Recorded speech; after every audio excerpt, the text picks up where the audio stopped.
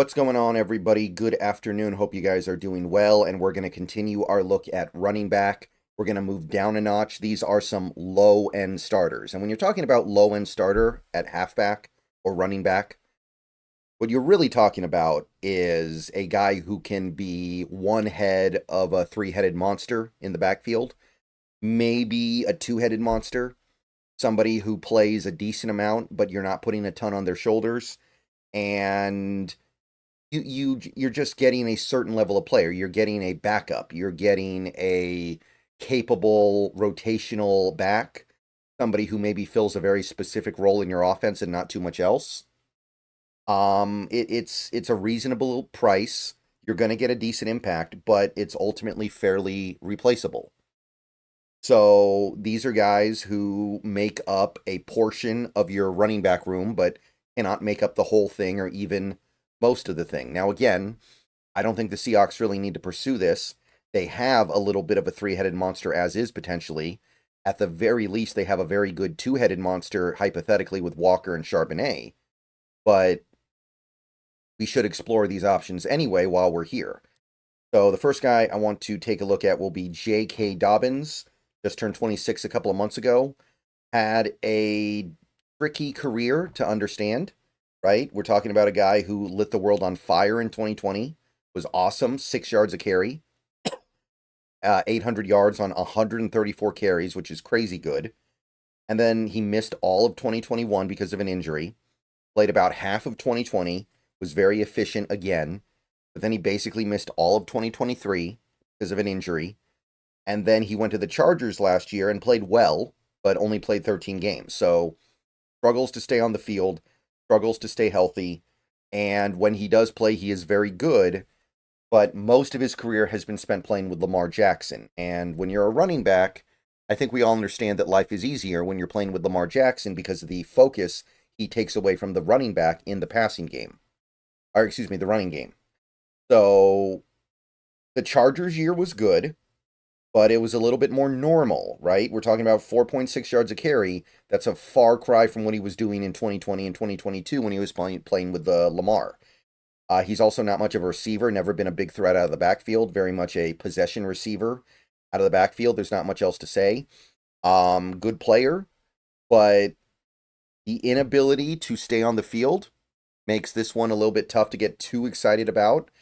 PFF thought he was pretty poor last year, despite his good box score numbers, 66.8. So they caution you. Now, they did like him quite a bit in 2022 when he played about half the season. But even then, he was only mediocre, and that's playing with Lamar Jackson. So definitely exercise caution here. But he's got to be worth something, right? And Spotrac says that something is 2 years, 8.1 million. So 4.1 million a year. I think you can get 4.1 million a year out of this guy in value, especially if it's a 1-and-1 type deal. So I would be for this if I needed a change of pace running back, a backup running back, or somebody to add to my three-headed monster, but that's not where the Seahawks currently find themselves, so I'm not interested. Somebody out there should be, though. He is a pretty good player when he's on the field, and in a rotation, you make it much more likely he's going to be able to stay on the field. All right, so that is J.K. Dobbins. Next up, Nick Chubb. Nick Chubb, tough one, right? Tricky one. No one is happy to say it, I don't think, because Nick Chubb was one of the cool dudes in this league. But at 29 years old, coming off a massive injury that saw him really not produce all that much in the 2024 season, we're probably at the end of the line for Nick. He had a great career, had some great seasons for the Browns, very effective, very efficient, downright dominant at times, and I don't think he's going to make it back there. 2023, he gets hurt, and it's hard to imagine him getting back to form. He'll get better than he was last year when he was basically a complete afterthought for the Browns, but I don't think he's getting back to what he was before. He's never going to be an all-pro level running back again. He's not going to be probably even a Pro Bowl caliber running back again, so you have to exercise caution.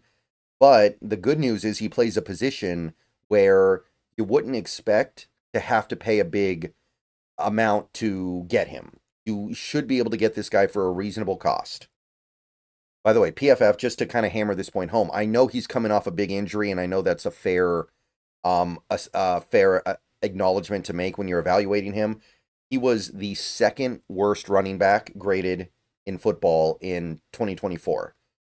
So the 2022 Chubb, who was the second best running back in football according to PFF, that is a distant memory, unfortunately. It was a great run. It was a great ride. There were moments where he looked like a future Hall of Famer, but whatever he was going to do in the twilight of his career has been reduced significantly. Botrax says 1 year, $3.3 million. How the mighty have fallen. That's probably about appropriate, though. That's a reasonable cost to find out if he can reclaim some of his former glory. We know he's not going to be able to claim all of it. Maybe he can reclaim some of it, and for a team that needs this, it could work. Ty Johnson, next up on the list here. Ty Johnson, former Detroit Lions 6th-round pick. Most recently played with the Bills after spending some years with the Jets. Never really been a starter in this league. His career high in yards from scrimmage is 600. His career high as a running back is about 273 yards. So he's never really been a full-time player. But going into a season where he just turned 27 and is going to turn 28 right about the time the season starts, I could see him maybe becoming a key part of a rotation. And at the very least, maybe he could be like a good third down back. That's kind of the role he's occupied on and off in previous seasons.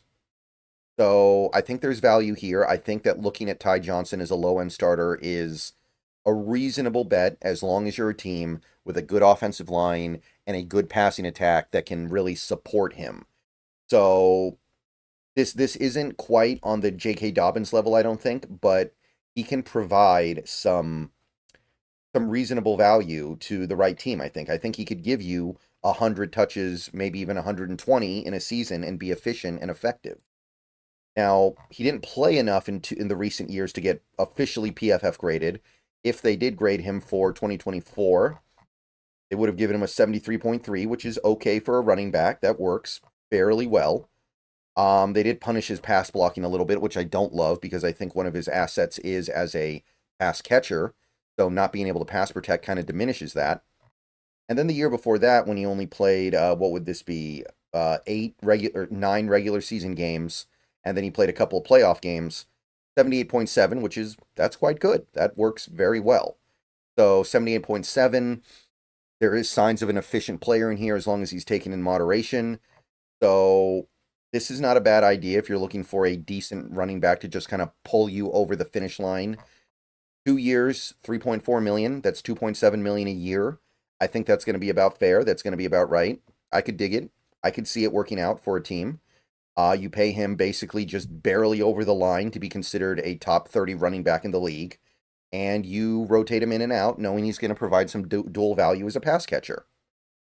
All right, one more guy in this tier that I would consider to be like the low-end starter, rotational starter, et cetera, et cetera, et cetera. D'Onta Foreman. And I've talked about this guy before, but I am a fan. He's a bigger back. He's a genuine power back, which is something that you don't find very easily in the modern NFL.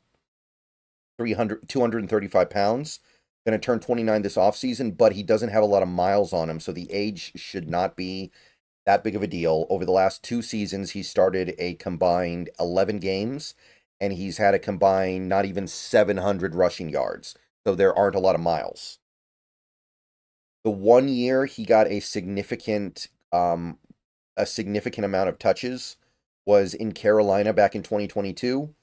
He was good there. He was he was close to 1,000 yards of total offense, and since then he's seen his role kind of deplete. He was a part-time player for the Bears 2 years ago, and he was even more of a part-time player for the Browns last year, helping to replace the injured Nick Chubb. So we've seen good things from this guy when he's been given an opportunity, but the last 2 years, the opportunity has become muted. And I still think that if you sign this guy and you plan on giving him maybe as many as 150 touches, you can get something pretty good. He's not a very good receiver, so mostly it would just be as a power back, but he can fill a legitimate need on your team as that power back in my estimation. So he's bounced around from team to team the last few years. Titans, Panthers, Bears, Browns. Give him your next home, and I think you're going to get a pretty good power back, somebody who can help you at the goal line, somebody who can provide a change of pace. PFF did not think very highly of his 2024 season. You can see 52.8. That would have put him right near the bottom for running backs. And the previous year, much better, 74. So you're not getting anything super reliable or super consistent here. You're definitely getting a rundown guy.